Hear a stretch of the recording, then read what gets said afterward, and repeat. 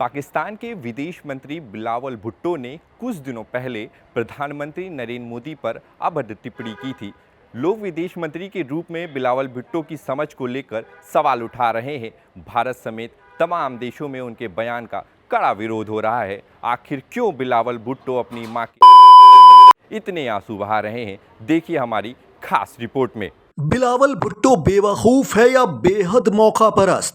आखिर वो क्यों अपनी मां और पाकिस्तान की पूर्व प्रधानमंत्री बेनजीर भुट्टो का सरेआम करने वाले आतंकवादी के पक्ष में खड़ा हुआ है? ये बात किसी के समझ में नहीं आ रही। दुनिया के मोस्ट वांटेड आतंकवादी ओसामा बिन लादेन के खिलाफ एक शब्द नहीं सुनना चाहता बिलावल। वही ओसामा जिसे पाकिस्तान लौटते ही गोलियों से भून दिया गया था। एक पूर्व प्रधानमंत्री ने पूरे पाकिस्तान को हिला दिया था। आई थी ओसामा बिन लादेन ने। उस वक्त अपनी मां की मौत पर आंसू बहा रहा था बिलावल, लेकिन आज उसी कातिल के पक्ष में खड़ा है ये कपूत जो अपनी मां के खिलाफ एक शब्द सुनने को तैयार नहीं।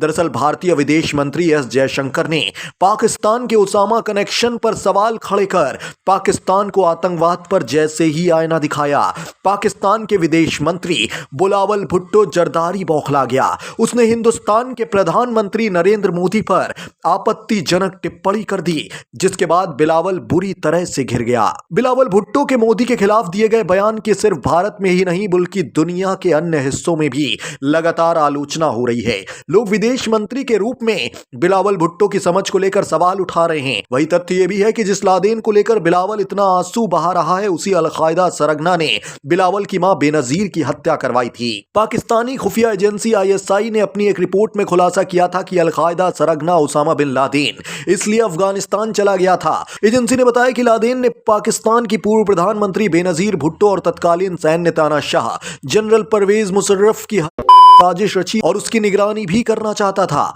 ISI ने अपनी रिपोर्ट में बताया कि बेनजीर को मारने के लिए विस्फोटक सप्लाई ओसामा बिन लादेन ने ही कुरियर की थी। बेनजीर भुट्टो की 27 दिसंबर 2007 को रावलपिंडी में बंदूकों और बम से किए गए हमले में कर दी गई थी। ISI को लादेन के घर से कई पत्र इस संबंध में मिले थे।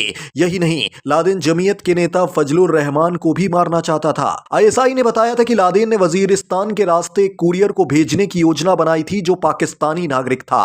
ओसामा खुद इस पूरे ऑपरेशन की निगरानी कर रहा था। यही वजह थी कि वो पाकिस्तान छोड़कर अफगानिस्तान चला गया था। अब इसी कातिल को लेकर बिलावल भुट्टो आंसू बहा रहा है।